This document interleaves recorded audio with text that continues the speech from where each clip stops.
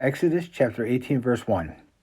When Jethro, the priest of Midian, Moses' father-in-law, heard of all that God had done for Moses and for Israel his people, and that the Lord had brought Israel out of Egypt, then Jethro, Moses' father-in-law, took Zipporah, Moses' wife, after he, that's Moses, sent her back in chapter 4, and her two sons, of which the name of the one was Gershom, for he said, I have been an alien in a strange land, and the name of the other was Eleazar, for the God of my father, said he, was mine help, and delivered me from the sword of Pharaoh. And Jethro, Moses' father-in-law, came with his sons and his wife unto Moses into the wilderness, where he encamped at the mount of God. So Jethro met up with Moses at Mount Sinai. So this chapter, this story of Jethro, is a little out of chronological order. Moses doesn't even reach Mount Sinai until chapter 19. Now, let's skip a little bit ahead to chapter 19, verse 1. In the third month, when the children of Israel were gone forth out of the land of Egypt, the same day came they into the wilderness of Sinai. Now listen carefully, verse 2. For they, the children of Israel, were departed from Rephaim, and were come to the desert of Sinai, and had pitched in the wilderness, and there Israel camped before Mount Sinai. Some scholars, including Dr. Bullinger, believe this story of Jethro was inserted here right after the story of Amalek to show that Jethro, although he lived among the Amalekites, was not counted among them. Verse 6.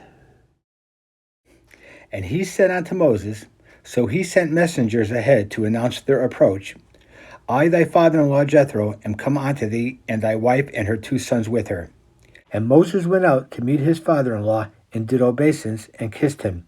And they asked each other of their welfare, and they came into the tent.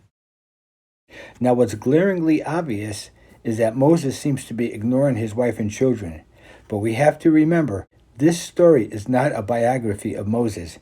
It's a story of God and all his people Israel. Moses just plays an important role in this story. And Moses told his father-in-law all that the Lord had done unto Pharaoh and to the Egyptians for Israel's sakes, and all the travail that had come upon them by the way, and how the Lord had delivered them. And Jethro rejoiced for all the goodness which the Lord had done to Israel, whom he had delivered out of the hands of the Egyptians. So we know from chapter 2 of this book that Jethro was a Midianite. And we know from Genesis that the Midianites were direct descendants of Abraham through his second wife Keturah. Let's go back to Genesis chapter 25, verse 1. Then again Abraham took a wife, and her name was Keturah. And she bare him Zimram, and Jokshan, and Midian, and Ishbak, and Shua. And we're learning from this book of the Exodus that Jethro was a man of God, that he believed God, he kept the covenant that God made with his father Abraham, and he looked forward to the promises of God. Let's return to Exodus, verse 10. And Jethro said, Blessed be the Lord, who hath delivered you out of the hand of the Egyptians and out of the hand of Pharaoh, who hath delivered the people from under the hand of the Egyptians. Now I know that the Lord is greater than all gods, that's Elohim, for in the thing wherein they dealt proudly, he was above them. So being a religious minority living in the land of Midian, among all the Midianites and the Amalekites, Jethro is probably feeling a little vindicated here. Verse 12. And Jethro, Moses' father-in-law, took a burnt offering and sacrifices for God. And Aaron came and all the elders of Israel to eat bread with Moses' father-in-law before God. Now the following events of this chapter take place sometime during the next 2 years. Sometime during the time when the children of Israel were encamped before Mount Sinai and before their departing from Mount Sinai that we read of in Numbers 10, verse 11. And it came to pass on the morrow that Moses sat to judge the people, that's judged according to the laws and statutes of God, which would indicate that the following took place after, and we're going to see way after the giving of the law, which takes place between Exodus 20, verse 1 and Exodus 23, verse 19. And the people stood by Moses from the morning unto the evening. The word morrow in the Hebrew is mokaroth. Now please excuse my pronunciation. I'm sounding them out as best as I could. Anyways, it's the Strong's word H4283, and it's taken from the Hebrew word machar or makar, and that's H4279, and it means properly deferred to the morrow or tomorrow, and more importantly for our study, indefinitely hereafter or a time to come. And when Moses' father-in-law saw or continued to observe all that he did to the people, he said, What is this thing that thou doest to the people? Why sittest thou thyself alone, and all the people stand by thee from morning to evening? And Moses said unto his father-in-law, Because the people come unto me to inquire of God. When they have a matter, they come unto me, and I judge between one and another. Now listen carefully, and I do make them know the statutes of God and his laws. So this definitely shows that this event happened after the giving of the law. Verse 17, And Moses' father-in-law said unto him, The thing that thou doest is not good. Thou wilt surely wear away, both thou and this people that is with thee. For this thing is too heavy for thee, thou art not able to perform it thyself alone. Hearken now unto my voice, I will give thee counsel, and God shall be with thee. This is better read, For God is with thee. Be thou for the people to Godward, that thou mayest bring the causes unto God. In other words, continue to be the mediator between the people and God, for God is with thee. And thou shalt teach the people, ordinances and laws, the ordinances and laws of God, and shalt show them the way wherein they must walk, and the work that they must do. Moreover, thou shalt provide out of all the people for judges, able men such as fear God, men of truth, hating covetousness, and place such over them to be rulers of thousands, and rulers of hundreds, rulers of fifties, and rulers of 10.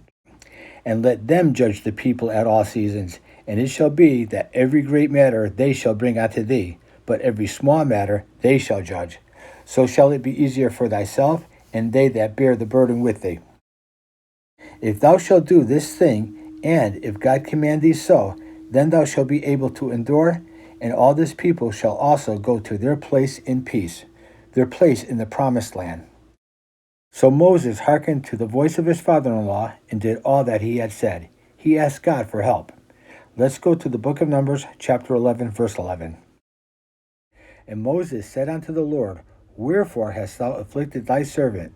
And wherefore have I now found favor in thy sight, that thou layest the burden of all this people upon me? Now skip to verse 14. I am not able to bear all this people alone, because it is too heavy for me.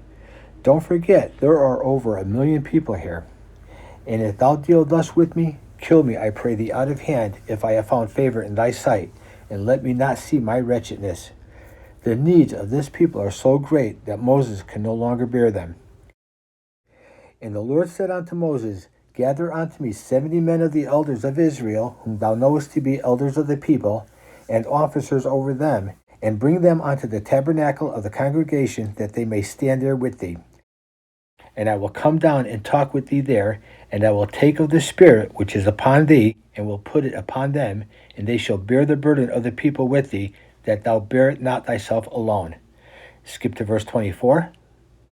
And Moses went out and told the people the words of the Lord, and gathered the 70 men of the elders of the people, and set them round about the tabernacle.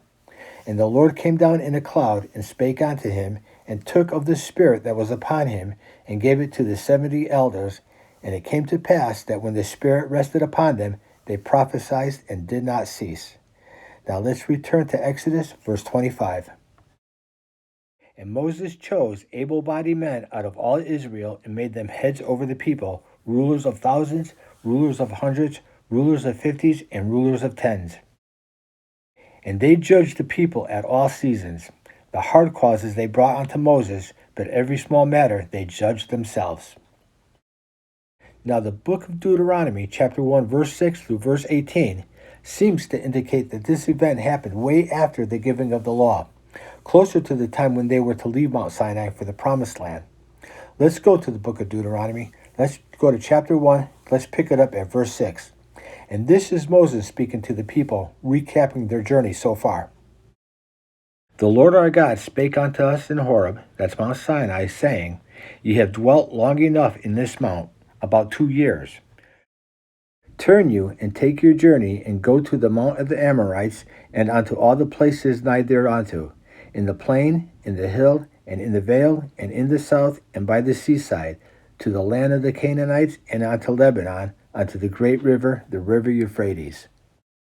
Behold, I have set the land before you. Go in and possess the land which the Lord sware unto your fathers, Abraham, Isaac, and Jacob, to give unto them and to their seed after them. And I spoke unto you at that time, when God told them it was time to leave, saying, I am not able to bear you myself alone. There are too many of you. The Lord your God hath multiplied you, and behold, you are this day as the stars of heaven for multitude. Still, may the Lord God of your fathers make you 1,000 times so many more as ye are, and bless you as he hath promised you. How can I myself alone bear your cumbrance and your burden and your strife? And again, there are so many people, especially now that they will no longer be camped, but traveling. Take you wise men and understanding, and known among your tribes, and I will make them rulers over you. So the children of Israel stayed pretty much within their tribes. Even when they were encamped around the tabernacle, they were grouped by tribes.